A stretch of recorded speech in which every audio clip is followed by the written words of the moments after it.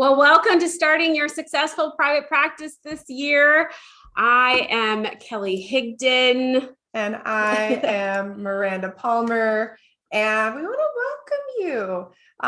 We are two therapists who now do business coaching, and we're obsessed with helping therapists like all of you create really holistic and happy lives and businesses, things that all work together. Yes. Right?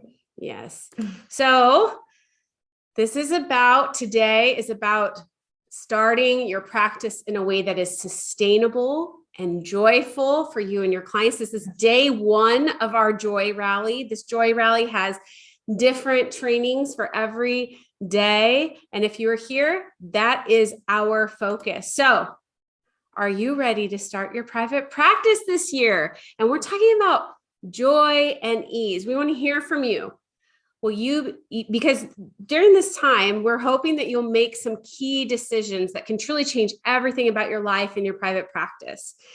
So let's see. Yes, absolutely. Awesome. Let's go. Also, as a reminder, stick around because at the end, we will be giving away a $50 Etsy gift card. We're done with Amazon. We want to support more makers and creators and locals.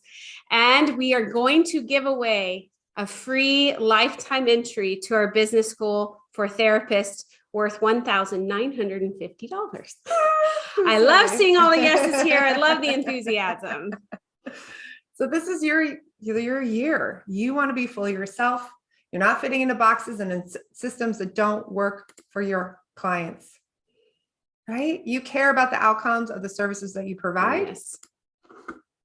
And you want to love your life and have a business that supports health and balance. And now is a great time to start. There are more resources than ever before. The normalization of mental health is continuing to grow. There's a high demand that can't be met currently. And there's a need for unique therapists representative of the actual communities that they live in. Yes. And that's you. We have done this for over 25 years collectively, and we're here to set you up for success. Our ultimate vision here, this is the foundation from which we are speaking today, and we hope you join us, it's all about providing quality care to clients in a way that is sustainable to both you and the business. This is about creating a win-win in a system that isn't always set up for that win. So we want to know, does that align with you? If it doesn't, this probably is not going to be a good fit for you today. This is about that win-win, sustainability, ease for you and your business.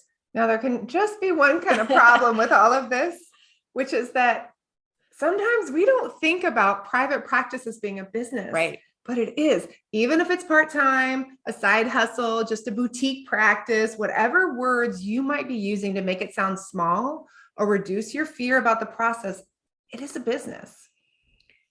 And what you were taught about business or private practice may vary based in your schooling.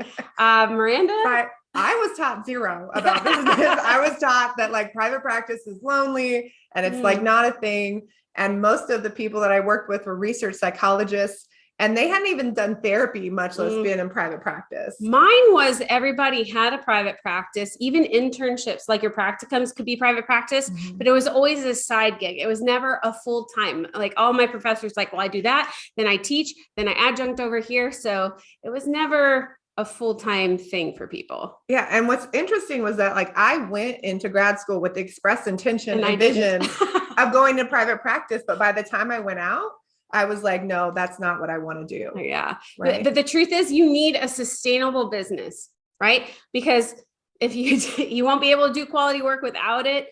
You need to have the cash flow for your expenses. You won't be able to stay open. You'll burn out. Your outcomes will suffer. There is a direct correlation between your business success and clinical outcomes.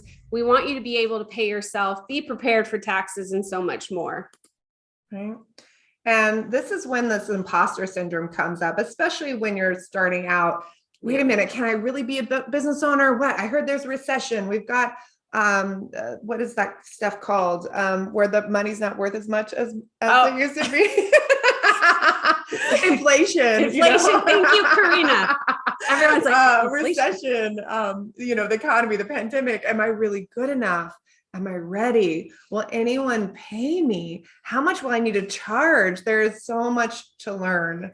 The key here is you need to know that we often minimize what we do. So when we're starting our practice, we just focus on taking whatever we can get. This is a common thing. We slide our fees around because we don't feel confident. We say yes to every client, even when our intuition says, maybe this isn't a good fit.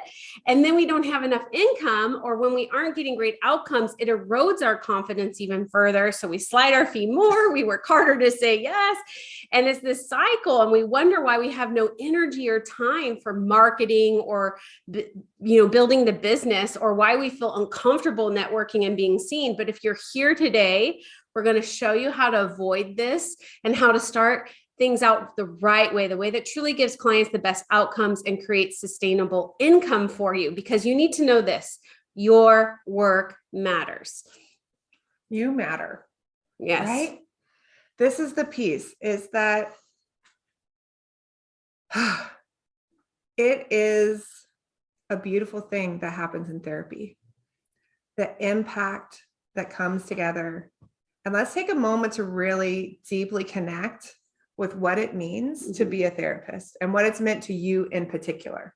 So if you're able to, we want you just to close your eyes and take in a nice deep breath and just settle for a moment. And I want you to think about one of your favorite moments with a client. One of those sessions where you just, in that moment, knew you were exactly where you needed to be.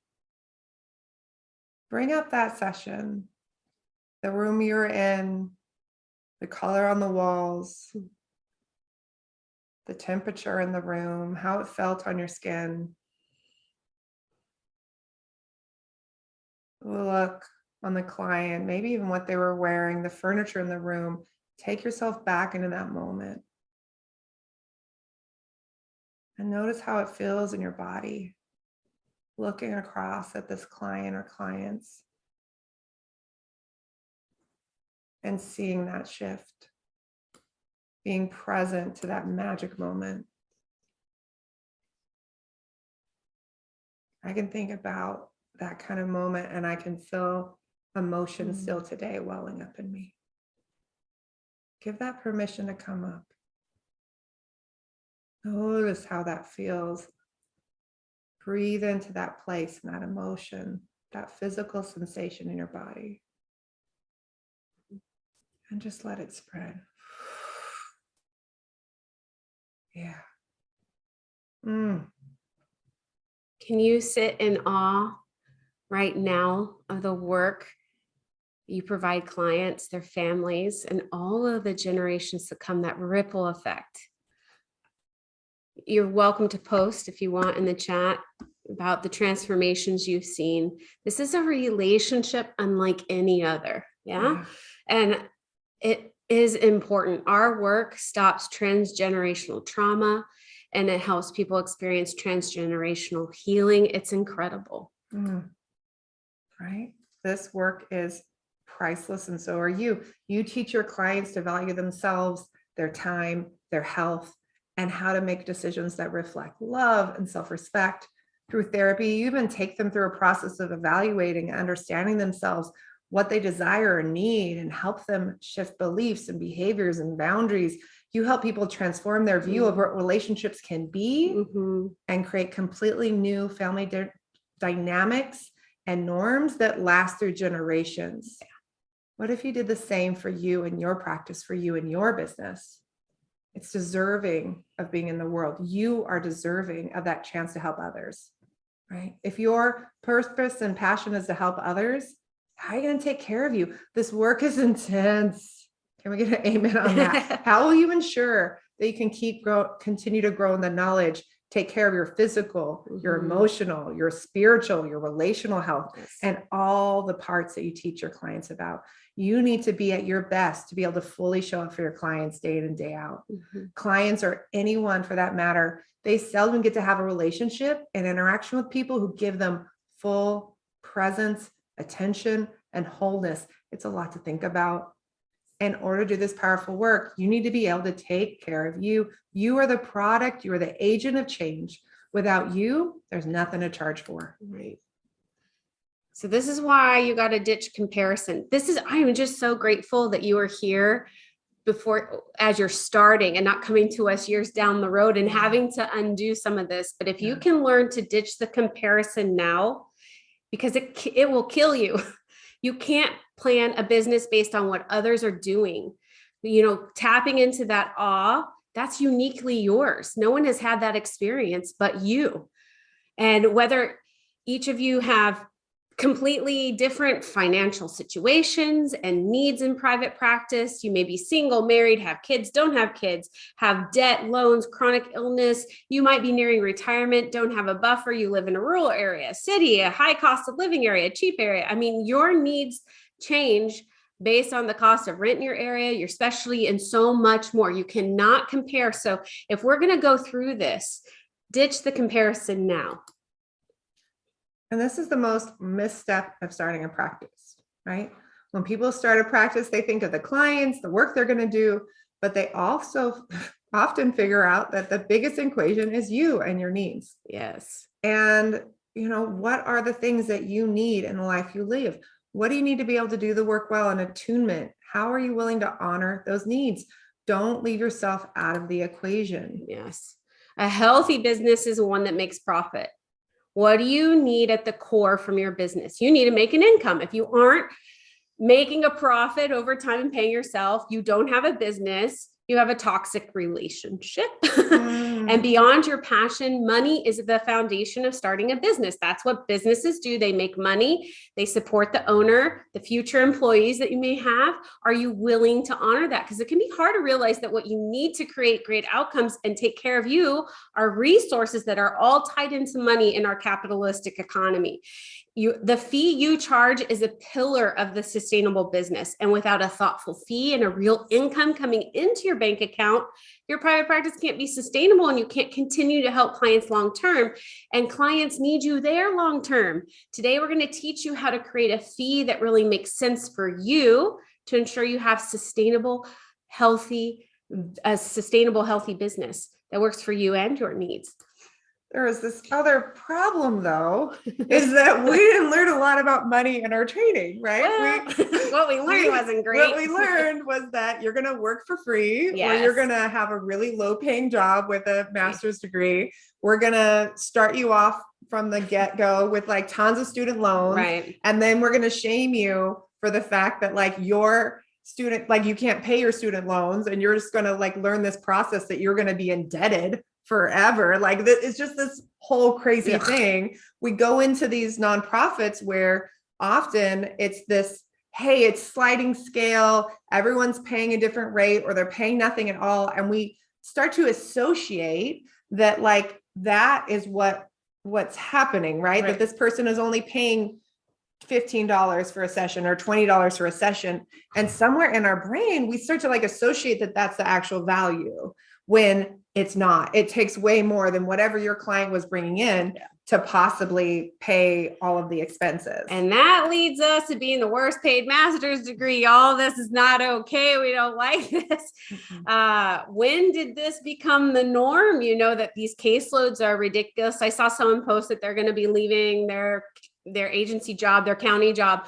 I remember caseload sizes in the hundreds for me. And what therapy pioneer gets great outcomes seeing 35 clients a week and lives a balanced life, or that a 45 to 50-minute psychotherapy session is appropriate to reimburse at less than $35 an hour by an insurance company. This is not okay. And it's happening. Right now. Therapists are accepting these reimbursements and fees, even though we can't live on it while sustaining good work. And if you're starting, we're going to start off well so that we don't contribute to this. We want to change this and do better.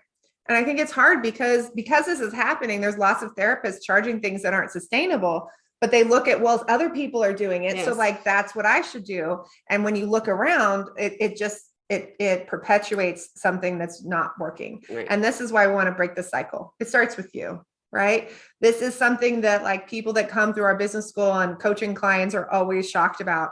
that they just really didn't know. No one taught them how to do this math. And then they felt all this guilt and shame that they couldn't figure out how to make the numbers work when there was nothing wrong with their numbers. They just weren't running them. Right. Yeah. So it's important. The first step when you are building and starting your practice is to accept what you need personally. This might be a little uncomfortable, right? Sometimes we want to do as much as we can because we don't want to accept our circumstances. It would mean we might have to grieve or face some challenges from our family of origin. We see it a lot in our business school, single parents, chronic illness. People have other roles in their family as a caretaker, major life changes. When you don't acknowledge the needs of your life, how can you tell your business to meet those needs? I'm going to say that one more time. If you don't acknowledge the needs of your life, how can you tell the business to meet those needs? And how can you be present when you are stressing yourself out to fit someone else's life and expectations in a system that wants to oppress you? And instead of honoring your own needs, your clients can feel it. You feel it. Imagine if you look at your life and say, what can I give to my business and also be in my life in the way that I need to be? So this is about being honest about your time, because that will help you determine your fee. It's going to help you determine your sessions, who you see, how often, all these things. Imagine leaving your last session of the week feeling content with energy to go home, cook a healthy dinner, enjoy a conversation with a loved one, go to a hobby, something. Yeah. And then it's really important to accept what you need clinically. Mm-hmm. Are you doing your best clinical work with 35 sessions a week? I wouldn't. I remember being taught in grad school, hey, I'm spending 2 hours a week outside of session for every one session I see, like 1 hour I'm sitting with a client. Mm-hmm. And I remember thinking about that, like, oh, that's great. And then I was seeing 35 clients a week. So Mm-hmm. what, I'm working 100 hours a week, or what's going on? Like what's happening? We get set up in these scenarios where we don't have time to just process and sit down and have a conversation with another therapist. Right. We start to see supervision as this oh my gosh, this is another meeting I have to go to that stresses me out. That means I can't see more clients. Right. Instead of seeing it because there's no time. Right. We don't want that. Yeah. So, and this all has such an impact, right, on what we do in our clinical outcomes. When you're starting and growing your practice, when you don't respect and honor what your business and body needs, when you diminish your impact, you and your clients lose out. But when you hold that space of transformation you provide, it is inspiring. The biggest indicator of outcomes is your ability to build a trusting, connected relationship with a client and stay attuned. Just because you're starting out, no matter your age, experience level, your ability to attune is important.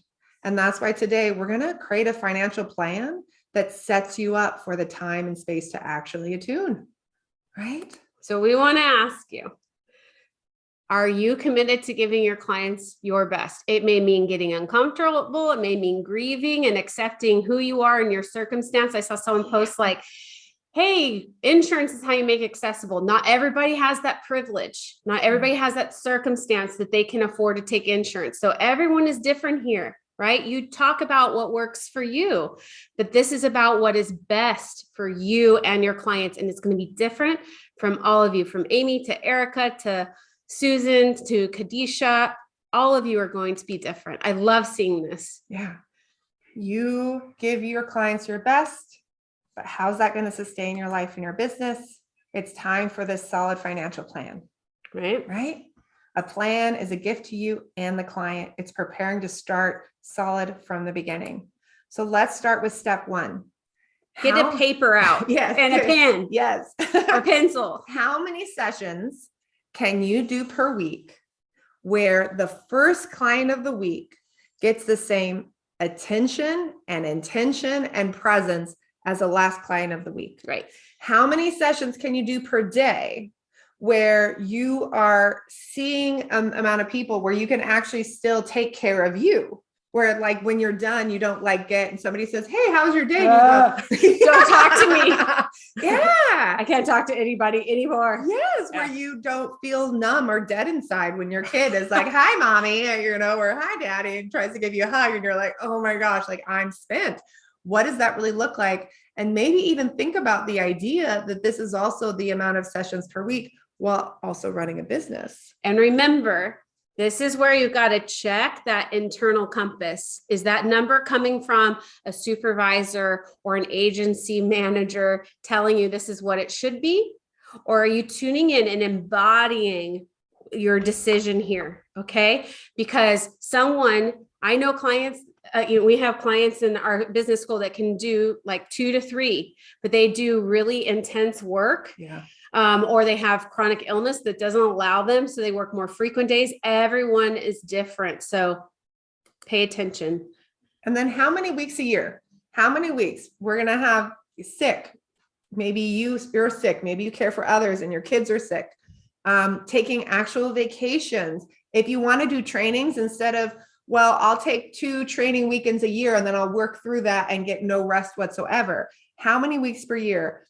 We kind of recommend like 46, but if you're starting at the beginning, you could even calculate 50, at least take 2 weeks. I know, but like really, truly be aware that there are times that you're going to need to take off, and let's plan for them so that you're not stressed out that like, oh my gosh, I'm sick and now I can't pay myself. And then the third thing is that you're going to look at how much gross income do you want or need to make. Let's talk about what gross income means. This is the number that you need to make in your business before you pay the taxes and pay yourself. And this is to cover everything. So let's talk about expenses in practice. These are some common expenses when you are starting. These are the most common ones that people consider, okay? But people often forget the other expenses, especially paying yourself, your federal and state taxes, if you're in a state that taxes you, business savings, retirement, disability, or long-term care. These are, and self-employment taxes, financial planning. I mean, these are some of the things that get missed. So what is the gross income? Again, your life is very different. Someone may have a trust fund, someone may have a partner, someone may be totally single, some person may have no debt or a ton of debt. Everyone is different. And again, you're going to probably want to go back to this to get the most accurate number. And just saying, well, if I could make $100,000 a year, like 6 figures, that's all I would need. We're going to break down some numbers. And you may find that number doesn't mean as much as you think it does after self-employment taxes, right? So then we're going to use this formula. You're going to take your gross income, and first you're going to divide that by the weeks that you want to work per year. And that's going to give you the gross number per week, the amount that you need to bring in. Because we worked in some sick time and vacation time, that isn't the amount you're going to take home. Even on a weekly basis, that's the amount you need to bring into the business that is going to help take care of the expenses throughout the entire year and provide your paycheck on a weekly basis, whether you're working or not. Then we take that gross per week and divide it by the number of sessions per week. And that gives you the minimum fee you can charge to actually make those goals. So let's look at some examples. This is just showing you of saying, oh, I need to make $120,000 gross income. That's what's going to, cover me. But you can see the different factors that influence the fee. Someone could be bringing home the same amount, but depending on how many weeks they work, how many sessions they can handle, their fee varies wildly. We have an $80 difference amongst these sessions here. And this again comes down to your capacity to do the work well and your life and circumstance. And then we can break it down even further, right? That can, for some people, $120,000 in gross income, that feels like so much. And then we start to, and again, we picked a number at random because it really depends on where you're at. But if we start to break that down, 30% towards expenses, $36,000, 30% of that profit towards taxes, that's actually a really low number. It could be much more, another $25,000. And then 40% to an owner of $58,000. So $4,900 per month. That may seem like a lot to you, unless you live in Boston, where an average one bedroom is $2,750, Yeah. right? So, and then if you have $150,000 in student loans, right? And your student loans are $1,500 a month. Yeah. So these are the pieces that you have to look at. You can't just look at this magical big number and know whether that really works for you. So then we have this other thing that, that this impacts everything, but then it's like, wait a second, how do I make that work when you've been working probably in nonprofits or agencies? And the truth is that those have $1 million budgets, multi-million. So it's interesting when we talk about accessibility in the private sector, it's going to look very different, and you may feel uncomfortable. We'll talk more about that in a minute, but the truth is you're not a nonprofit. If you were, your focus would be on getting grants and millions of dollars to sustain a lower fee. And that is not going to work here. And then we see practitioners fight over like a credit card fee of 0.25%, when really the issue is that we need to lean into what we really need to charge here.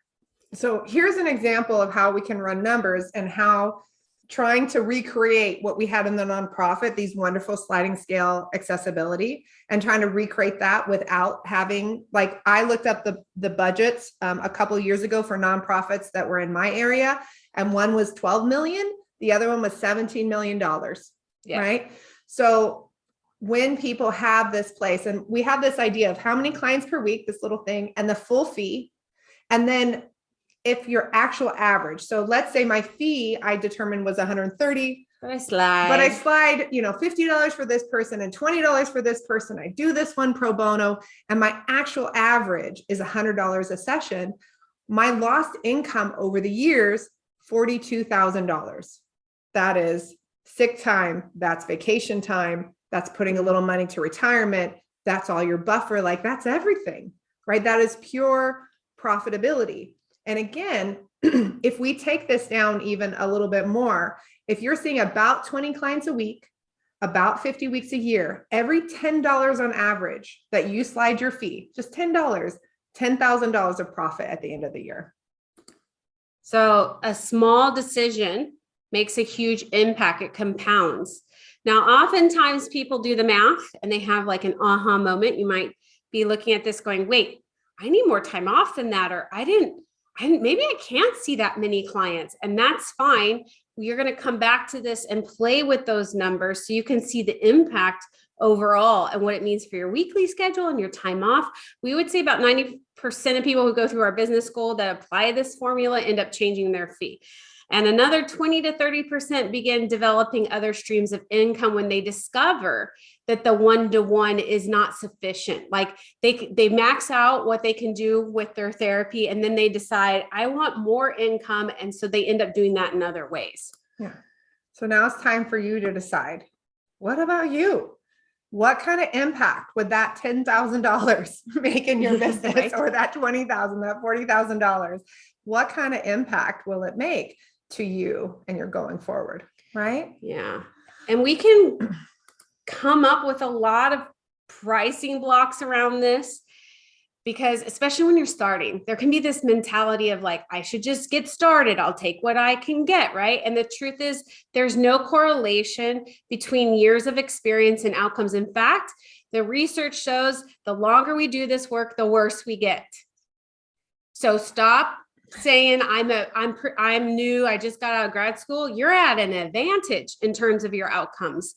Money is a resource. It has nothing to do with your value as a person, right? That's like slave mentality. And we don't want to be enslaved. I don't want that for you. You are invaluable. Like you're priceless, right? And the work you do, you cannot put a price on it. The reason we're putting a price on it is to resource for your life so that you continue to do the good work. You have and are changing people's lives. You're clinical heroes. Think about it. And you don't get that by having caseloads of 40 clients a week, running a business and doing 2 other jobs. Your clients want and deserve you to be great. And the thing is, we think about sliding scale or the money being the only way that we can give back. Well, but there are so many ways that we can give back. especially when we are well taken care of. We don't need to be sitting in the place of like being hungry and malnourished and then giving food out of our mouth. Yes. Right? We need to move forward. And when we actually look at the ethics of sliding scale, what we find is all the time people say, no, we have an ethical obligation to provide a sliding scale. Haven't seen it yet. Looked at lots of ethical codes. We have the AMPT ethical code right here. And I'm going to read a little something from CPH and Associates from Richard Leslie, JD. My view is that a sliding scale is unnecessary, unwise, and problematic. Most sliding fee scales used by nonprofits and other entities base the fee on the financial condition of the patient in order to properly implement such a policy. Practitioners don't want to get into that kind of detail in their practice. Psychotherapists usually establish fees that they're comfortable charging, and they stay with their fees until they decide to raise their fees. Physicians and other practitioners likewise establish a usual and customary fee and typically don't charge different fee for different patients. If the patient can't afford the fee, he or she can be referred elsewhere. And without that clear process, what happens is the people who get a sliding scale are the people that have the resource to actually ask for it. And the other people, whether it's for culture reasons or because they don't have the mouth for it, you know, the ability to put the words together, they end up not getting that. Right. And so we end up in this funky space. And how do you know that you're removing any kind of bias? That's really important in our processes, that we remove the bias and that we're really clear and everyone gets equitable care and treatment. So what are some alternatives to sliding scale and improving accessibility? You can change the type of service you offer. You can move from doing individual. You can add in group. That's a way that keeps the fee low for them. Group therapy, I've been in it, powerful transformational work. You can provide supervision to local nonprofits to allow them to expand their services and reach more people. You could do trainings like how we are doing. This is how we give back, right? And, you know, make them available to your community. You can volunteer for other organizations that are already set up for vetting the client's financial needs. We see this a lot in our business schoolers. They go with programs. So all they do is they provide the service. They don't get involved in the fee and more. Yeah. And then what about insurance? Insurance can be lovely. But if you find that the fee that you need to charge is $100 a session and insurance is offering you $50 a session, if you're seeing half insurance and half private pay, then you need to charge your private pay clients $150. In other words, they're going to subsidize the insurance companies who made over $30 billion in profit in 2021 during a pandemic. Or you can see double the amount of clients and let your clinical outcomes suffer. And we're not saying that insurance is not for everyone. Some of you will get great reimbursement rates. Yes. But it's because your area has less competition. So the insurance raises the need. But for some of us in bigger cities, the reimbursement is, again, it comes down to your situation. And as we start to look at all of our options, the committee in our head can start to be, throw the objections. What if I'm pre-licensed? Can I really do this? What if I'm just starting out? What if people can't afford my fee? What if they think I'm greedy? Anybody else hear those things? The what ifs don't matter when you understand your story with money, that the transformation your clients experience and what you need in order to give your highest and best. And that's all that is to be considered. What is necessary to do the good work? And this continues no matter what your stage of practice is. This is something that whether you're starting from scratch or when you're struggling as a solo practice, when you're successful, you're going to have to keep this in mind at every single stage. Yes. Right. Yes. And it matters no matter what your goals are. Right. If you want to have a joyful, long-term committed practice, you have to pay attention to the money and the resource. Even if you want to do online courses, if you want to have happy and sustainability, you want to be out of debt. Like these are all the things that connect in with having a business owner, being a business owner. We really believe you can do this. Yeah. Do you believe that in your heart? Do you believe that you can start off well? This is exciting that you're here at the beginning. If you can't believe that quite yet, we get it. We have space for that too. But we also have the knowing. We've seen this time and time again. We've watched hundreds of therapists down this path and watched the transformation for them financially, emotionally, mentally, spiritually. personally, you can do this. Yeah. So let's do a little recap. You are valuing the work in yourself, right? You understand what you need to do great work clinically and how to translate that into business resources.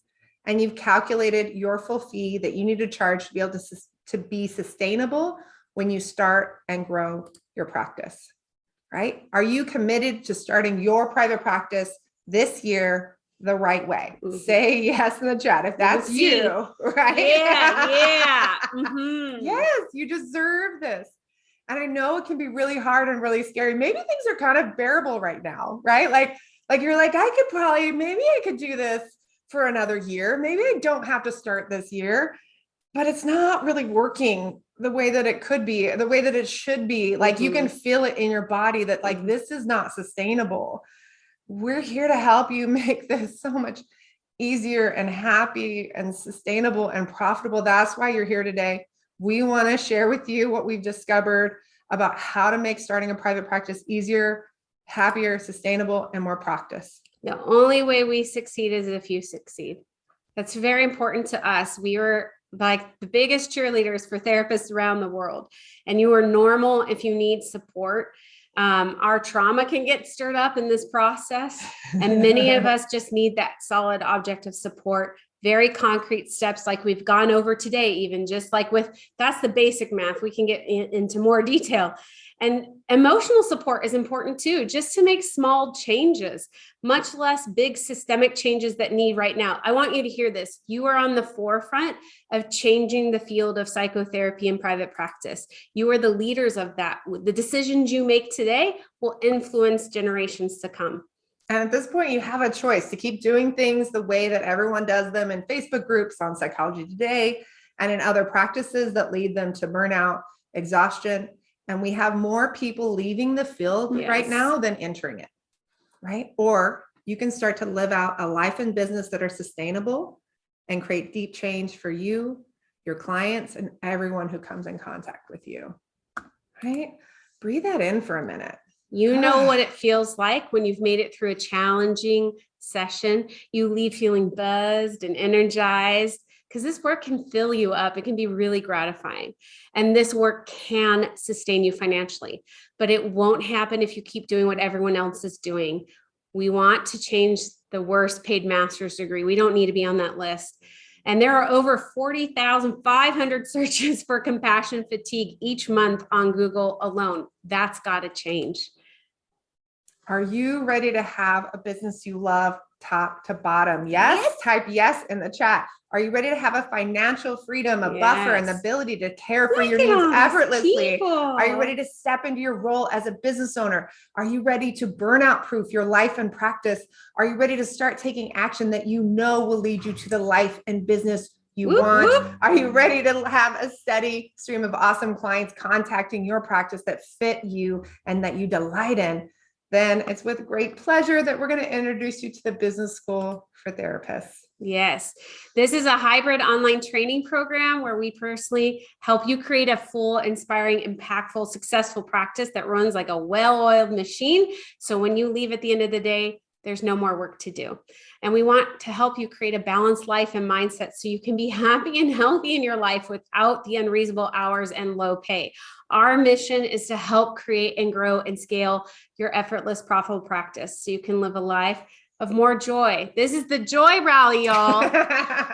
And this is what it's about. I hope we're talking about numbers and we're still smiling because we're here to add more joy than you felt in decades. And we want you to regularly feel that impact and that purpose in your work. So we're going to help you create a business that attracts the clients and employees who you love to work with. It's streamlined and easy to manage so you can leave work at work, allows you to have a sustainable business and personal schedule and take ample time off regularly. You can see is changing your community and making a deep impact. It's profitable and provides unlimited options for the future to grow in ways that surprise and delight you. Yeah. And this is about changing your life too, taking back your schedule, living your day with self-respect and confidence, aligning your business with your desires and passion, and making money and managing it well for financial freedom. There is no shame in that. We're changing family of origin here. And we want to help you automate and scale your practice. Because what if one day you want to sell it or you want to work less in the future? That's okay. And that's how we get the income you desire, the freedom to live the life of your dreams, Yes. working whenever or wherever you want, control over your future, and the ability to expand, scale, or shift your business at will. That's the power of an effective business. When do you want one of those? Yes. Let's dig into how we can help you build a practice at the perfect pace for you in a step-by-step, easy manner that just makes sense. First, we start off with the business vision and helping you get really crystal clear. You may think you're crystal clear until you start to write down the vision and realize it doesn't leave time for non-negotiables like bathroom breaks, eating, sleeping. And we're going to identify some of the head trash that sabotages your business and your life. Then we're going to dig into the nitty-gritty stuff you avoid that ends up stealing your time and your joy, and maybe also biting you in the butt when you least expect it. Let's reconnect with your joy of making an impact in this field and find ways to understand, describe, replicate, and amplify those magic moments with clients. Right. And we want you to stop wasting your time and energy, get crystal clear on your schedule and your personal life so that everything flows together and you have time.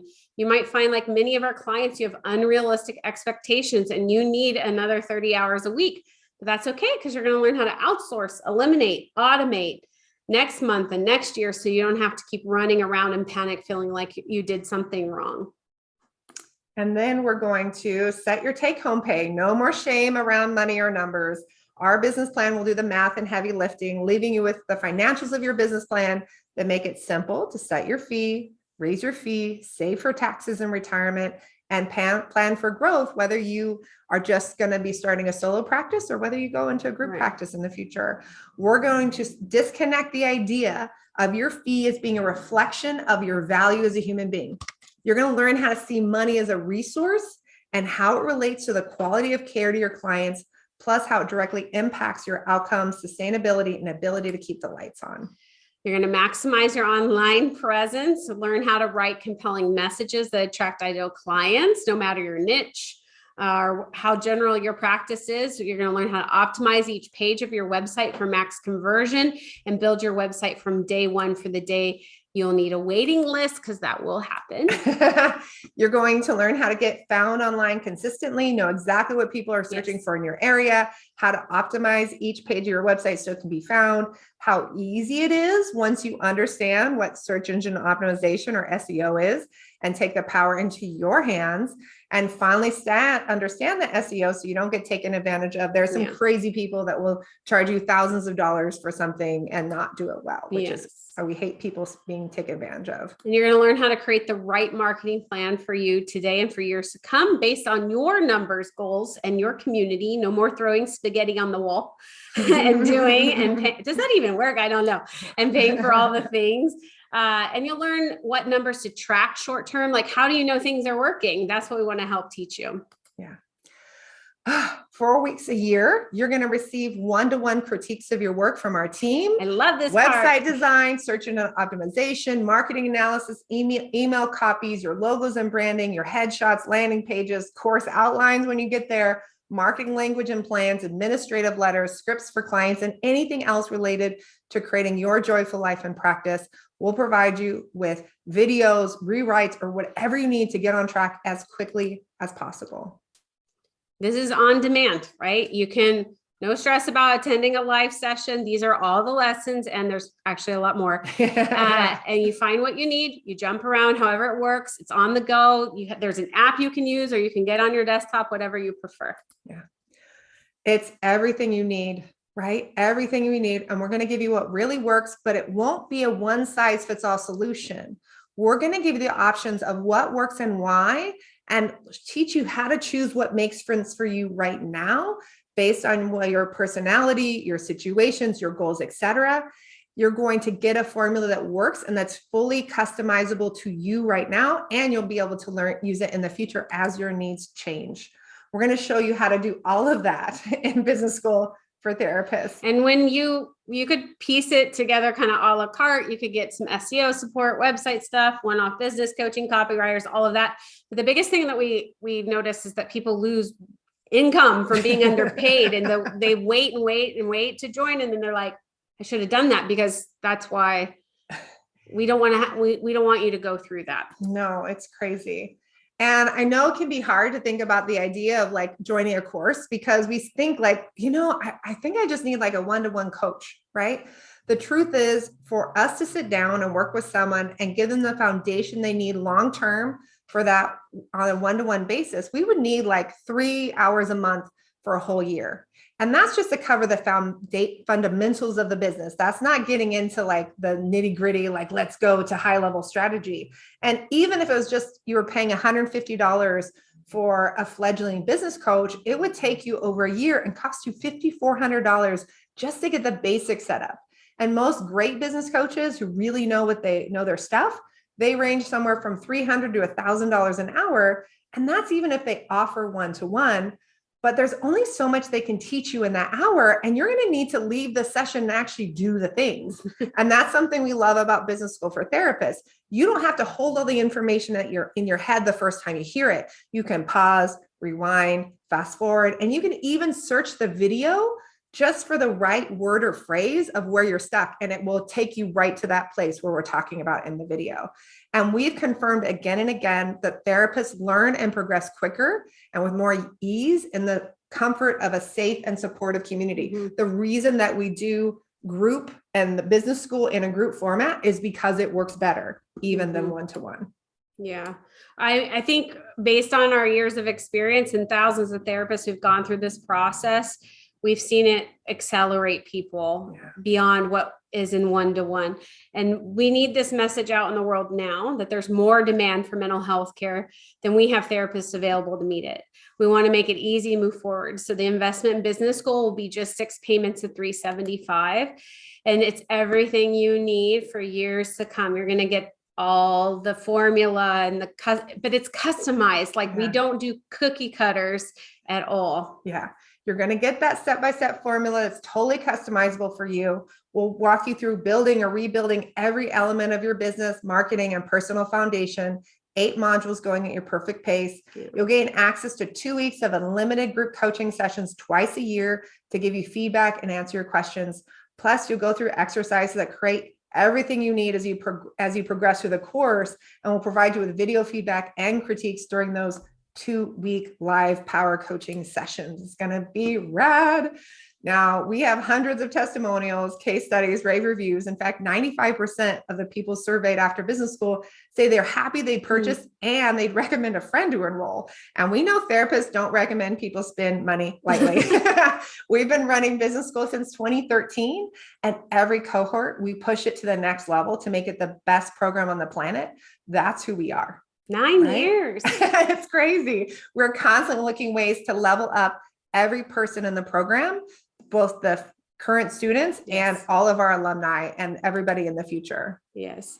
So what else could we make it better? One thing you'll learn about the two of us, that it's never enough, but we want to offer something so powerful. You're over the moon to be in this program. So this year is going to be different. You probably know that a great website can make an invaluable it's really invaluable to a business owner. And we've been teaching therapists how to build and revamp high converting websites for over 20 years collectively. And this was even before we started business school. It was one of our first programs, actually. And that's why we're going to give you a website template that makes it dead simple to launch your beautiful professional website with everything you need to get it to the first page of Google. We'll give you support, whether you're solo, group practice down the road, or you're just fully online. We say this is worth $600, but the personalized critiques and all the support we give you is getting this to the point of publishing it's truly priceless. And you don't have to be a math geek either to run a profitable practice. So today what we covered is just a tip of the iceberg. This is our one-of-a-kind magic dashboard. If any of you business school members are in here want to comment on it. The first meeting with our accountants as businesses started out left me shut down in tears. We get how the numbers can shut you down. And we understand that even if you're good at math, that as your business grows, things get more complicated. Pay scales, payroll. I mean, there's a lot of things to consider. And we've done the math with you with this magic dashboard that uses Excel. And we're constantly expanding and upgrading it to make the math easy so you can take action. Yeah. Okay, you got that great website bringing you all the referrals and the numbers are in order, but what happens when you actually get on the phone with people, right? Learn how to get on the phone with confidence, refer out the people that are not the best for you, convert people at your full fee, and get people prepped to have amazing outcomes. We have clear scripts for whether you're working with individuals, couples, or kids for you to customize. We even have trainings for when you hire and train your first person to take calls for you, because you're not going to want to be on the phone forever. I think the other thing the pandemic showed us that we need online as an option, and that it was a really valuable option. So whether you want or need a backup for illness, weather, or a global pandemic, or want to be location independent, we've got you covered with everything you need with our virtual practice guide back. The pandemic also showed us that we can't always be dependent on timely insurance payments. There were insurance companies that just straight didn't pay for 6 to 8 weeks. They were like, we don't know how to do this, and they just stopped. So we want to make sure that you know how to evaluate what insurance plans, if any, make sense for you, that you can set boundaries with insurers, ask for raises, leave if necessary, that you can learn about things like clawbacks and denials and ways to protect yourself against surprise bills, and so much more. So if you do take insurance, you do it well and you're not surprised. We also do a lot around blogging. We find it's one of the most powerful tools for your marketing. So we give you a 6-pack of marketing for you to learn how to do blogging and to do it well long-term. So it's one of the really cool bonuses that we offer. And we even have those 6 blogs preloaded onto your website template. So you can go in, edit it, and get it published ASAP, which is awesome. And if you feel like you never have enough money and numbers make you crazy, we've got Merit Beth Storjahan. She's a financial planner, and we have a whole module from her that shows you how to get clear on what you really need from money, how to really understand the numbers, and how to manage your money with more ease so you can enjoy the success and the financial freedom that it brings. And of course, you are diving into the intersection of clinical work and business and doing all these things that are going to make your clinical outcomes better. So let's reward you. We got APA or NBC Business School qualifies for up to 32 CEs. Aspira CE hosts RCEs. And so we're going to give you 50 free CEs through Aspira CE that you can use at the time that works for you. And let's say you've already done your CEs for this license renewal, that's okay. You'll be able to do the tests and quizzes on your schedule and get your stuff at the time that works well for you. Oh my gosh. So this is all the bonuses, almost $5,000 in bonuses. Oh my goodness gracious. Everything that you need for years to come. The step-by-step formula that works, totally customizable for you. We're going to take you through everything that you need, right?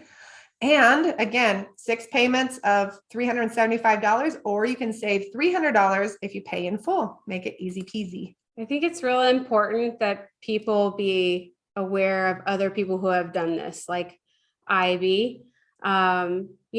She was burnt out, literally physically sick, crying in her car a lot at her agency job. And now she's in a place where she travels regularly with her family, is there for her kids. And it's a far cry from what she used to believe is possible as an introverted immigrant woman of color. And so Safriana is another person that I think is really, we would just want you to be inspired to see that you can do this. So we're going to have you listen to Safriana's story, and yeah. Hey there, I'm Safriana, a neurodivergent queer therapist in Maryland. I also deal with chronic pain, which is actually the start of my private practice transformation story. So getting my diagnosis with fibromyalgia was actually one of the most transformational moments in my life, and not in a good way. It was devastating. It broke my bank. And after thousands of dollars of medical testing, all I was told was that they could start me on opioids. That was literally the only fix offered, and I didn't want it. I'd watched family members struggle with chronic illness and be put on a slew of drugs for pain management, and I knew it wasn't a thing I could do while still providing the clients that I saw the type of care that I desired. So it was pretty hopeless. At that time, I was only a year and a half out of school, and I was working with a nonprofit agency where I'd actually interned. And despite loving the work, our benefits were trash, and I was not making enough money to thrive. So I asked for a raise, and I figured if I could get myself out of debt, have a little bit more income, I could treat the fibro more naturally with things like float therapy and massage and acupuncture and stuff like that. Unfortunately, I was denied the raise because of grant funding, and I sobbed in my supervisor's office. It was a whole lot of drama. It was very sad. A few weeks later, I went to lunch with a fellow counselor friend, and she told me about this amazing new counseling center she was working for. She'd been in a miserable outpatient treatment job, but was now this wonderful contract counselor for the center and got to make her own hours and was provided office spaces and billing services, insurance paneling, all for a small fee per client. And here I was as a newbie therapist with no self-esteem and thought that sounded amazing. So after some early on drama with counselors getting catty over shared office decorations, which would take way more than 5 minutes to get into, albeit hilarious, I started seeing clients for the center in March 2020, and then the pandemic literally hit. So I was seeing via telehealth for the nonprofit center and the center over 30 clients a week. Here I thought I was going to improve my health, but instead it was just dragging me down, and I felt like I was breaking even, if that. I was giving away money to the center for every client appointment, even without an office, or when I saw my own clients in my own software. It just did not add up to me.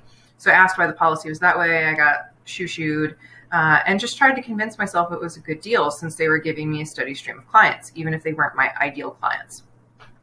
The turning point was July 2020. I saw an ad for something called Zini-Me. I had no idea what it was, had no idea about Kelly and Miranda, and I thought, heck, let me do this. Maybe one day I can have my own private practice. So retreat day, July 15th, was literally what changed my life. The whole retreat was great, but it was during lunch. I was in a breakout room talking about the center and how they were going to panel me with 10 more insurance companies as soon as I got my next license level. And suddenly Kelly Higdon appears like a punk rock angel and goes, "Oh, hell no, you need to get out," or something like that. And it was like my glass cage just shattered. And I realized how little I believed in myself. Years of emotional abuse and systems taking advantage of me had led me to believe I wasn't good enough, pretty enough, smart enough, capable enough, straight enough, normal enough, you name it, to run my own practice. But I looked around and I saw all these diverse people and heard voices of support at the retreat, and it was like something just finally clicked. So 2 weeks later, August 1st, I brought all of my private pay clients from the center to my own practice. I joined business school boot camp, and I started going through the modules before the working session. By December, I got independent paneling with one insurance company, the highest paying in my area, and brought all of the clients that I was seeing with me. I said no to what wasn't working. And thanks to boot camp, I enabled free consultations. I started landing more clients immediately. I taught my first CEU class on LGBTQ clients at a big seminar. I raised my fees. I spruced up my intake system for new clients, which is increasing my clinical outcomes. I built a gorgeous website that displays all of my passions. I've made connections with other therapists and have a stable referral network, and I'm full with clients. I'm actually referring new contacts out for now. So here in 2021, I'm saving up for a house. I have no medical debt. I attend weekly holistic float therapy, and I'm finally finding time for my lifelong dream, which is actually writing novels. But the best part is I feel like I don't have to pretend to be anyone that I'm not anymore. Zini-Me taught me that I can lean into myself as my niche, and this has actually made my private practice flourish. It's brought me the clients that I'm actually absolutely passionate to see every week. So I'm sure I'm forgetting some stuff, but basically it's been an amazing year. So thank you, Bootcamp, for helping me get to this point. And it's pretty amazing from this view. So I know I can climb even higher, and so many other Bootcamp members can too. We still have 30 minutes of Q&A after this. Ginger went from being an agency director to her dream practice. We've had a lot, but the main thing we want you to know is there's also a 7-day money back guarantee. We're also giving away group coaching sessions. They start next Monday, but our biggest giveaway that we've never have done before is that if you enroll by the end of this webinar, you get a 1 hour one-on-one coaching session with one of our coaches. These are our coaches right here. You see their faces. One of them's in here. So now's the time if you want to sign up. You can go to this link right here, and the doors close March 18th. So we've done 40 minutes of training. We've talked about business school for about 15, 20, and now we're going to move into Q&A just to make sure that you are getting your needs met. So when do we do the giveaway? Right now, yeah? We do it. No, we were at the planning end on of the doing it. Q&A. Yeah, like 10 minutes of the Q&A. Okay, I'm going to go through the Q&A. I'm going to manage it here. All right. So how much did you save up before starting your own private practice? I want to save 25,000. It is great if you can save. Not everybody has that circumstance. I had way less than that saved. So what we teach in business school is what we call a bridge goal. So how do you straddle, if you can, starting the practice while holding on to your other job or taking a job that maybe is with less hours, and then how to know when is the point that you can leave that job. That's really important because I think sometimes people hang on a lot longer in the gap of working 2 jobs, like their business and another job. And so we want to show you the number is really a financial decision of when you can make the leap. Yeah. And it's different for everybody, right? I'd like to learn a bit more about the basics of getting credentialed with the major insurance companies, as well as which EHRs people like to use. I think one thing to know is before you think about credentialing, you have to know what this core is of how much your business needs to survive. So you can go and get credentialed with a major insurance company. In Los Angeles, for example, the same like major insurance company reimburses about $60 a session, whereas in Arkansas, that's about $120 a session. Now, can you imagine the difference in the cost of living in Arkansas and Los Angeles is very different.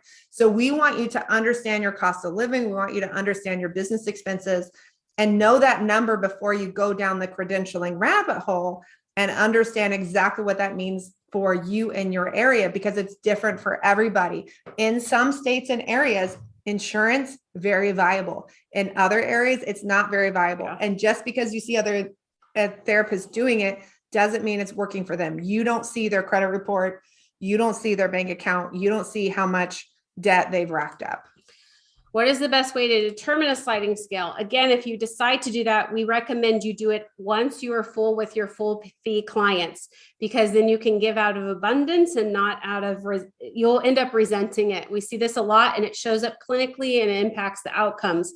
To determine that sliding pay scale, you would do a percentage base. And then again, you have to do, if you want to do it properly and you want to get income information from the clients, you would, you can find some on Google, but you would take a certain amount of salary or income, and then you would create the scale based on those percentages. Some people go as low as like 75% of their fee, but they only have 2 or 3 slots for that. So you got to first determine what is the amount of clients I can see per week and do really great work. And in addition, have room for 2 to 3 other sessions that are sliding scale. And my recommendation, honestly, especially as we've been talking more about like equity and making things fair, would be to volunteer one morning at a nonprofit where they're taking care of it, where everybody comes in, everybody shares their tax return or their pay stub, and it's an equitable thing versus it's just a random thing that somebody happened to call when you had a sliding scale slot and they got it.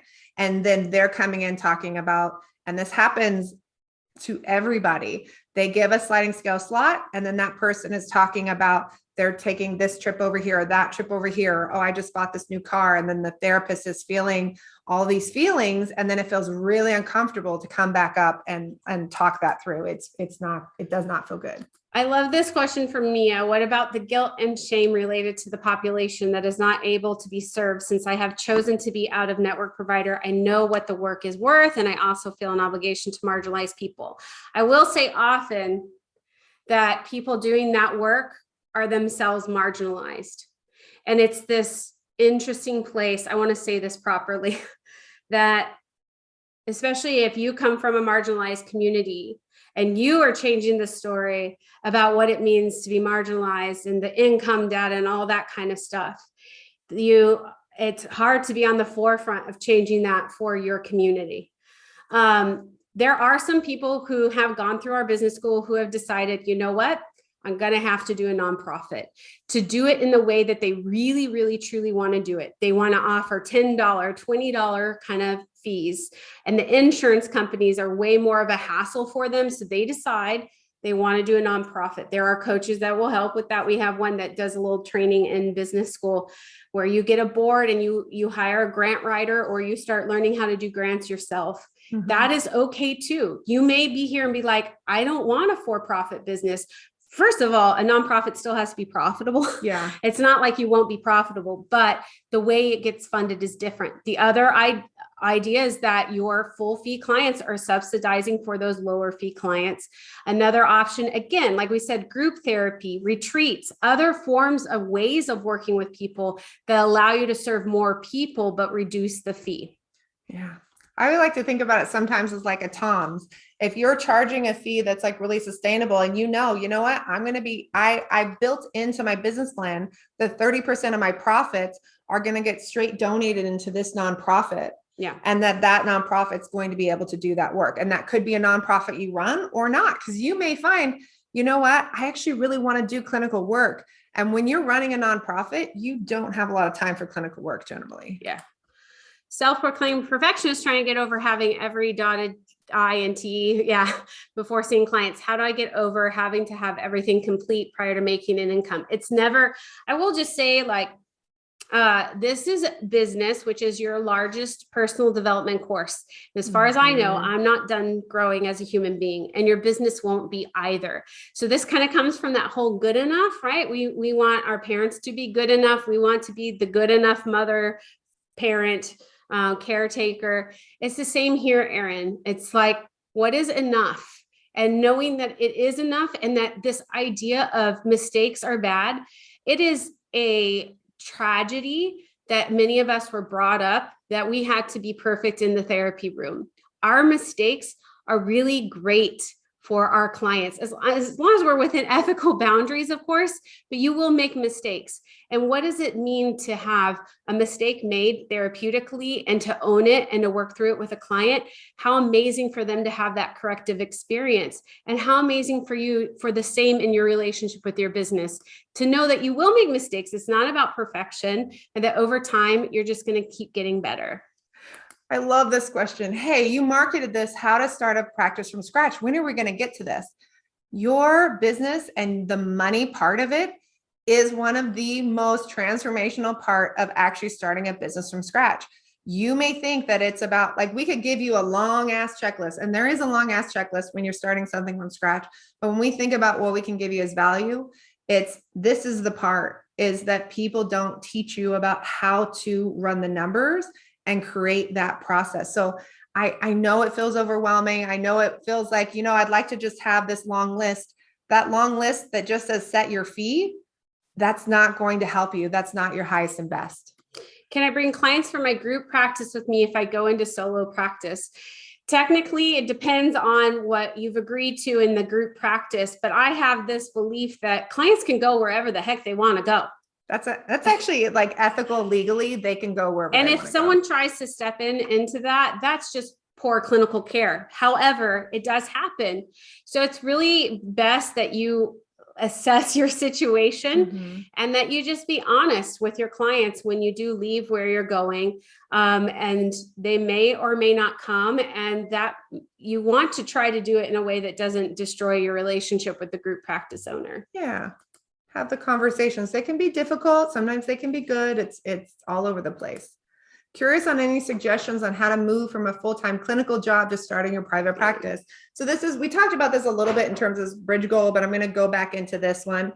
If you are in full-time practice, and let's say, for example, you're working 35 hours a week and you have 10 hours of clinical work that you can do, and that's really all you can do before you're like, I'm going to burn out. And a lot of times people will start to have this practice goal, and they'll be like, okay, I just need to get to like 20 clients a week. And then once I'm at 20 clients a week, then I'll know that I can leave my other full-time job. But like energetically, they can never get to that, because they get to a point and they realize that they're kind of burnt and they can't kind of get over whatever this number is. So we have to understand what that energetic number is. And basically the amount of clients that we can have energetically, that needs to cover the income from this other job, right? Initially, or we can put money away and create a savings and a buffer, right? That where we say, hey, I've got 6 months of income and expenses like taken care of, and I'm going to go ahead and take the plunge because energetically, I'm not even going to get to that point because I just don't even have any time to work on my business because this takes up my everything. How do you talk to clients about paying the difference in the balance the insurance doesn't pay? You can't do that. If you are on a panel, you agree to the terms of that panel and the client does not make up the difference. You take what you agreed to with the insurance and it's not on the client. However, if you're out of network, then you would charge your full fee and the client would get reimbursed separately on their own. Thoughts on super billing for cash pay patients so they can request reimbursement? Yes, you are required to provide a receipt for your services. It's their right to get reimbursement. So using a great EHR, you can easily do that automatically. There's also programs like Reimbursify. It works better in some states than others, where the client can just take a picture of the super bill and it makes it really easy for them to send that in and get reimbursement from the insurance company. That's the biggest thing. A lot of clients don't really know how to go through that process. So if you learn a little bit about it, it can help navigate. We just did a training. I think the replay is already out, but we just did a training on this with Barbara Griswold a couple weeks ago. How to sustain when clients cancel without always hustling to get more clients. There's a couple of things that we have covered in previous trainings about this, and we do go over this a lot in business school. Why is that happening? What's happening in terms of it starts actually in your marketing, how you establish how you work, and then into your intake call, establishing that it's weekly, having a really clear cancellation policy and building in that cancellation policy into this fee structure. So when we looked at how many weeks per year, you're also considering how many times clients may cancel and things like that. And you want to provide a buffer so that when you do get a cancellation, it's like, oh, I've already prepared for this. And this requires a lot of cash flow and having business savings. How to manage clients during maternity leave, how to maintain boundaries if coverage from other clinicians are available, and how to start back on a maternity leave over planning for 3 months. There's a whole lesson on that. There's a whole lesson on that. But I think this is the biggest thing, is know that other people have gone through this process before. It can be really kind of scary and stressful initially, but ultimately you're just going to have a clear conversation. Here are the options. We can wrap up. You can see someone in the interim. We can take a break and you can come back. Here's what this is, and here's what services look like. And just be really clear, I'm not going to be available, and give yourself room to even say, you don't necessarily know for sure. You could have a plan of a 6-week maternity leave. I've seen therapists do that, but I've also seen therapists who thought one thing was going to happen and they had a traumatic birth. Yes. Or they had some postpartum, they needed a little bit more time. It's okay to change your mind. So give yourself permission for that as well. How to transition from a group practice to an individual practice and think about switching over anything with insurance panels. Again, you've got to come back to this fee thing. And I know everybody's like, I don't want to talk about fees. I want to talk about all the other little things to do. But the truth is, you don't know that group practice profitability. You don't know if those insurance companies reimburse at a rate that's going to be viable for what you need to do. So before you automatically just try to copy, remember what we said, you don't copy someone else's practice. You need to go through the process to really establish what you need, figure out what the financial plan is around that. And then you can move into marketing and all those things. I'm curious if this is the same person, because it both says anonymous attendee, so we can't see if it is, but they possibly said this: I'm in a group practice with a 75-25 split, which I'm assuming means 75% to them, which is a really good split. I'm trying to decide, yes, I'm trying to decide if it's worth setting out on my own so I can keep 100%. But I'd have to do the admin. Is it likely that the clients will come with me? Is it worth paying the 25% for all the admin to be done? I only use the in-person office space minimally as of now, so that's a factor as well. If I went on my own, I'd probably just do telehealth and I wouldn't pay for an office. I would say that's a really good split. Now, and it's definitely worth the 25% to not have expenses and to know that all of that is taken care of. However, what you may find is that the 75% that you're getting isn't actually sustainable. And what that tells you is that the insurance contracts that are there, what's the average reimbursement? We need to know that number to know what makes sense. And if you just replicate again what that looks like, you're trying to figure out. You're like, wait a minute, this doesn't make any math to me, I'm not getting an income that's really sustainable. So that's the part that we have to move into that. Do you need to have a relationship established with a lawyer to go over your documents, contracts? Typically, like for example, in California, if you're a member of CAMPT, you have access to an attorney. You do want an attorney to look it over. There are mental health attorneys. One of them we quoted in here, didn't we today? Richard? Richard Leslie. Yeah, he's one of them. So check with your organizations and also check with your insurance coverage, your liability. Like CPH or whichever one you have. Sometimes they have someone that will also look over those things as well. Yeah, because there's paperwork packets, but even the paperwork packets will say, and have a lawyer go over this. Now, that said, for me, I got the information from CAMPT, and then I had the lawyer go over that process with me, and went from there, and it made it, pretty simple and easy. Go down to some other people here. What is the process of setting yourself up as a credential with major insurance companies? I live in Minnesota, by the way. So there are companies that can set you up. Sometimes billers will also set you up, but you will basically send in your information. They'll send a contract. Your reimbursement rate depends on where you serve, your licensure type, and the types of services you will be providing. So it varies largely across the board. From your experience with helping others who start private practices, what would you say is the most consistently forgotten yet important piece of starting a successful We said practice? It today. The money part. Like, this is the most forgotten piece of it, honestly. Maybe there's another piece. There's some stuff about like court policies, which is one of the things that we give in business school. That's another piece of actually including that in your informed consent. But I think the money part is the most forgotten step for therapists, for sure. How much does doing your own billing realistically take? If you're a cash pay practice, it doesn't take much at all. It's like 15 minutes a week. But if you are an insurance-based practice, then sometimes you will end up hiring a biller. There's a couple ways we teach about this too in business school. But the thing is that in addition to just sending the bill in, if there's any issues with the bill, then you're going to have additional admin time on that. And then the issue of clawbacks. So I think it's just interesting just seeing some of the conversation in here about like fees and accessibility and all these kinds of things. There's this common issue where the therapist is not prepared to be the middle person to carry the burden of a system that is failing. And so clawbacks are another thing that you're going to have to deal with. And that means you need to have savings for that. We've had people, some states you can claw back forever. Other states are putting regulations on this. Please be aware of this as you go with your organizations and fight and lobby for change. And we're going to be talking about this insurance clawback piece and like what some of the regulations look like in the insurance training later this week. It's a really important piece to understand. Like, for example, in Illinois, they've made a law now that the insurance companies from the date that they pay only have a year to claw back. Now, again, that's not like if there's a fraud issue, then they can claw back longer than that.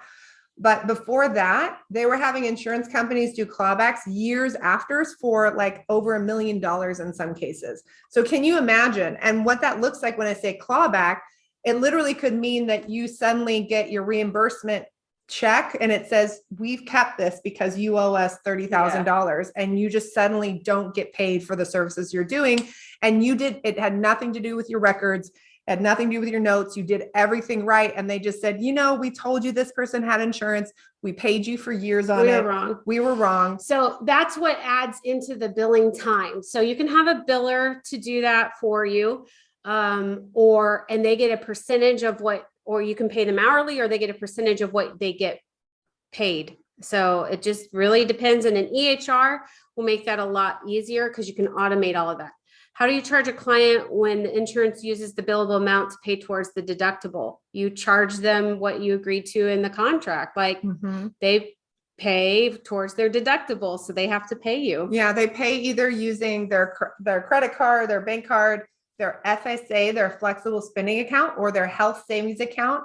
If somebody has a high deductible insurance plan, that usually comes with a health savings account where they put pre-tax money in. A lot of people don't know that they can use those accounts for therapy. And so that's one of the things, you can put that on file. Now you can't use the HSA or the FSA if somebody is no shows a session. So they'll have to use another thing. And that's another side note, those fun little details.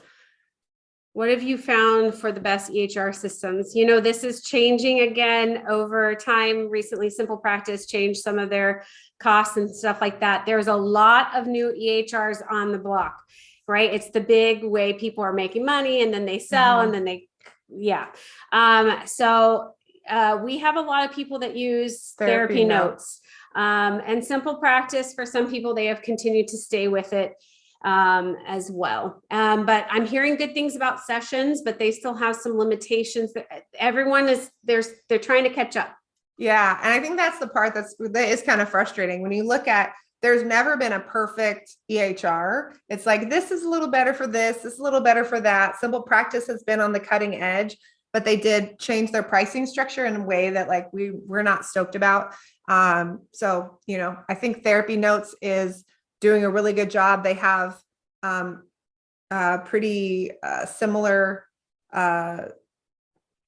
resources as Simple Practice. So things needed in moving from group practice to your own practice. I don't know if we had the roadmap picture. Okay, but basically, and this is kind of hard because this is the first step, right? This financial stuff that we're covering. So lean in here. Dig in deeply, because this is really critical to outcomes for your business and for your clients. But some of the steps are also figuring out financially what you need in order to leave that group practice. You'll need marketing in place. All the things that we cover in business school is really like how we help people do that. But what we taught today is essential. Yeah. But then of course you're going to need your informed consent. You're going to need a way to take care of your records. So that is the EHR, and the EHR usually comes with the way to actually bill the client and keep track, give them receipts, all of that.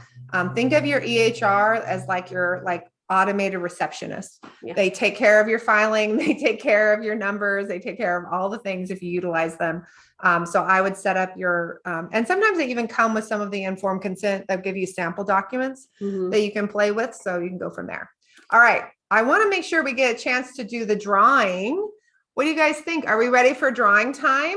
Anybody want to win an Etsy gift card or an entry to business school for therapists? Who wants to win business school? Who wants to win Etsy? Let's hear it. Let's hear it. Let's hear it. Let's see if Eden can send us who the winner is, because we don't pick that. No, we don't pick it. Eden, who's our winner? Although I realized, Eden, do you know to text us the winner? It might take us a second. Yay, business school. Yes, yes, yes. She's going to try to send it to us on the other side of it. Because it goes too fast through the chat and then we lose. Or Eden, if you want to unmute. You can announce it. And announce the winner. Go for it. Eden isn't here. Elise. Whomever. So I get to be the hero and the enemy. Hey, Jenny. So our Etsy card gift drawing winner is Val Smith Bird. Congratulations, Val. Congratulations. Put your email in the chat and Jenny will email you the information for your Etsy gift card. Congratulations. All right. Who wins business school, Jenny? So our business school winner is Erica Vivian. Oh, congratulations, Erica. You won. That's awesome. Erica, can we all give a big thanks to Jenny for thank you, Jenny. Thank you. We're gonna stay on and still answer some more questions. Congrats, Val and Erica. So excited for you. Erica, will look forward to getting to know you this upcoming round. Sunny asks, oh, okay. And someone anonymous, I left my job only to realize that I should have stayed and built slowly, but now I'm here. I'm sometimes wonder about getting a new part-time job to have a steady check. I'm currently with a group practice, but I'm working on building my own. Any thoughts or recommendations? Look, we all have different privileges and abilities of risk taking. I would not say like, you should go just, take the leap and trust and manifest. Look, you know your situation. What do you need in order to keep your body and regulated in a calm state so that you can do something well? Some people work really well under that pressure. Other people do not. So give yourself the gift of honoring what you need in order to go back and build it in a way that really does work for you.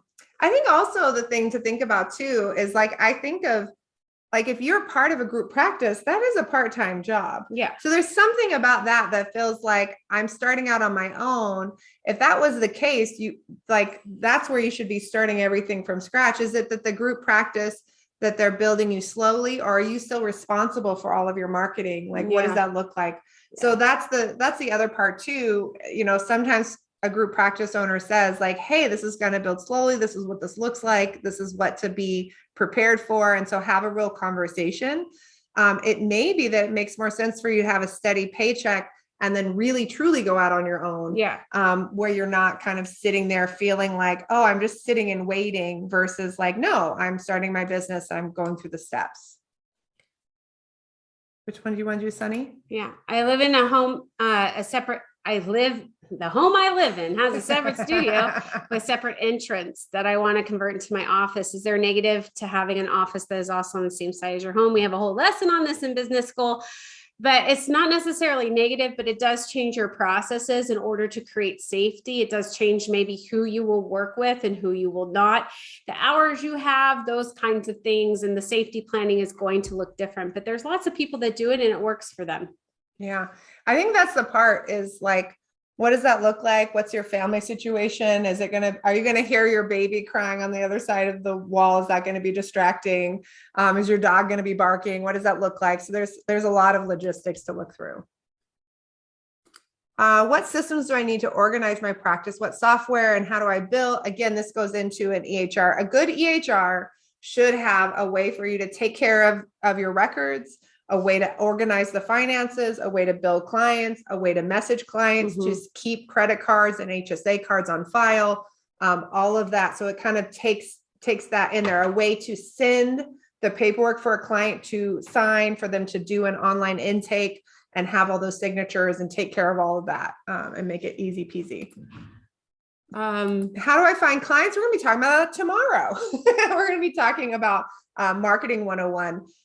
So we'll go into that a little bit more detail than we can here today. What should be on our checklist in terms of what is needed to start? We have a whole checklist on our blog as well. Maybe Elise can post that link there.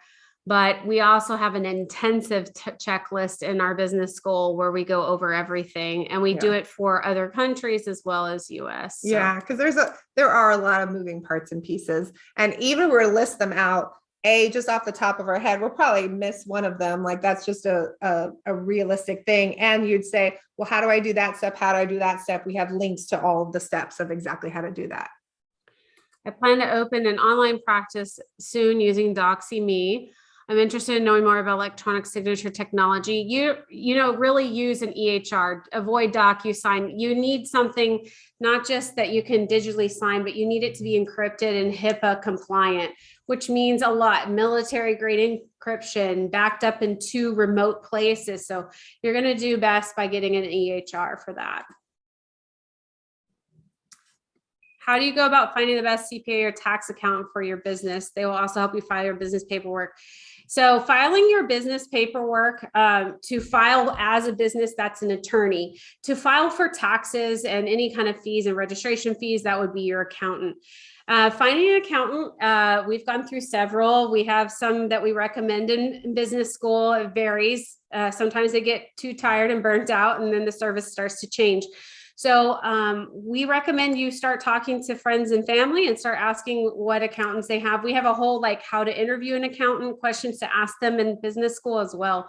So there you want to go through and find 3, go through an interview process and then pick the best out of that for you.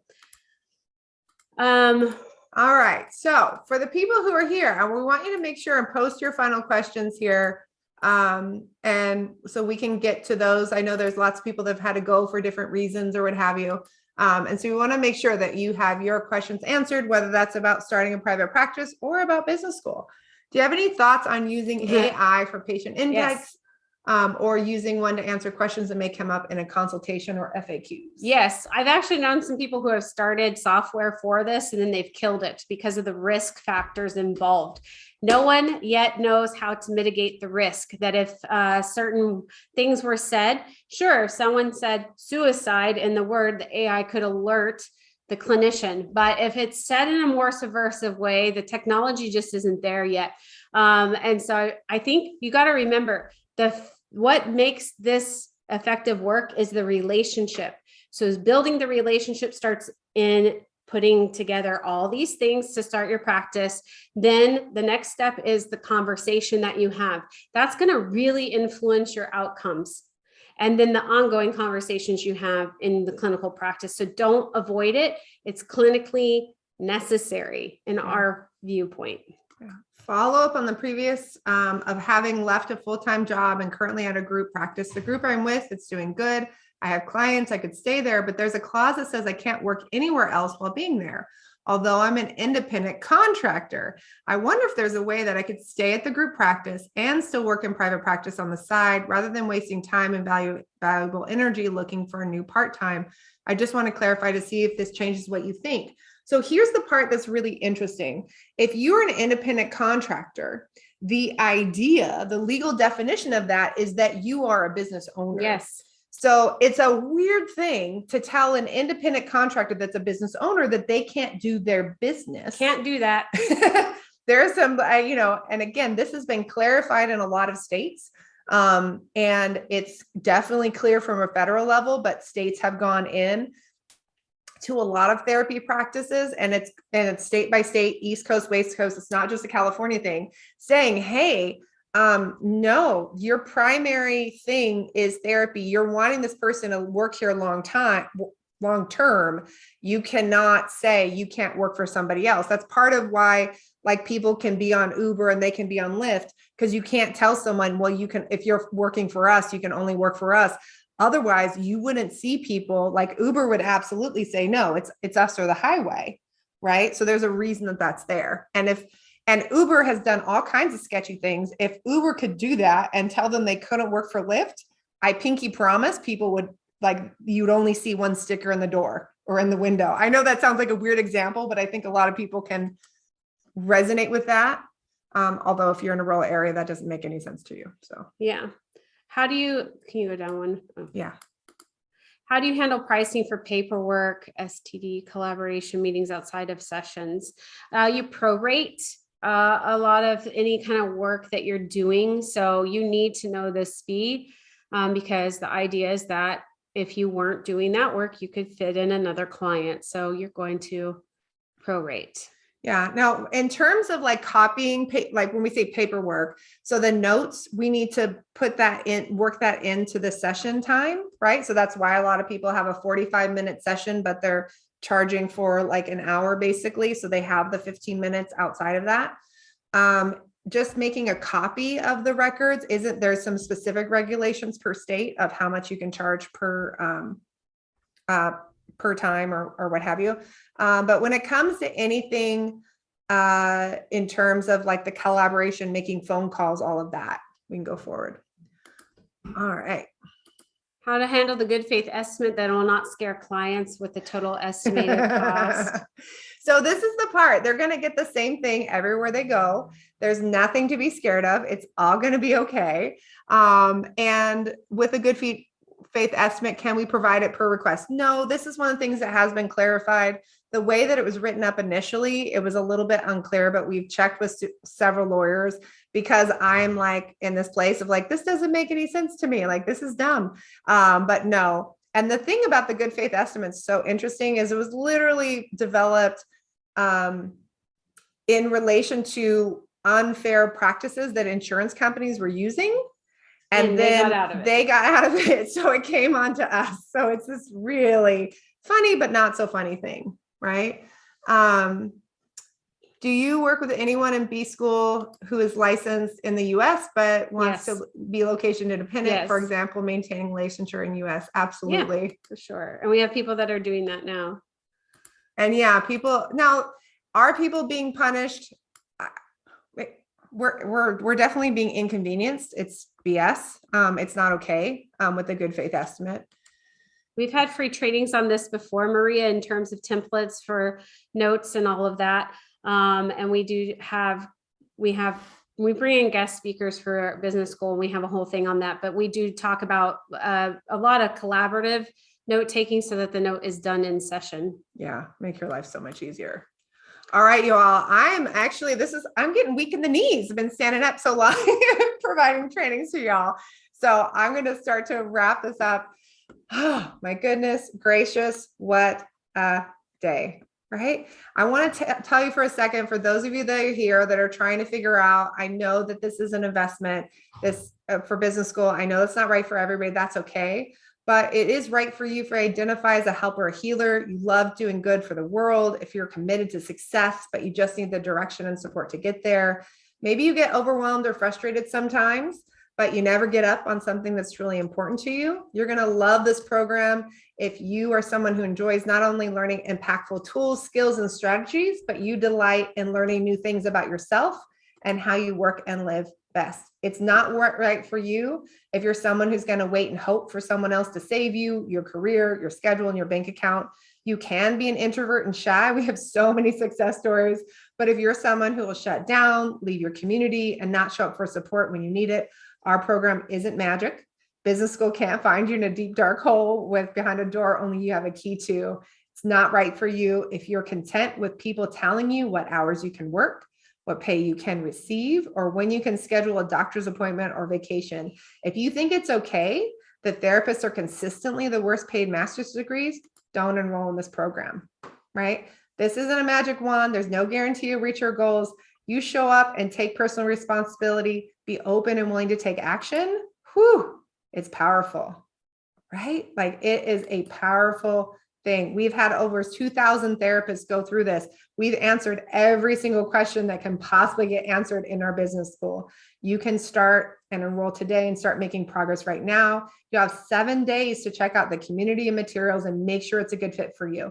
7 days, no question asked, money back guarantee. If you enroll, doesn't fit your needs, we don't want your money.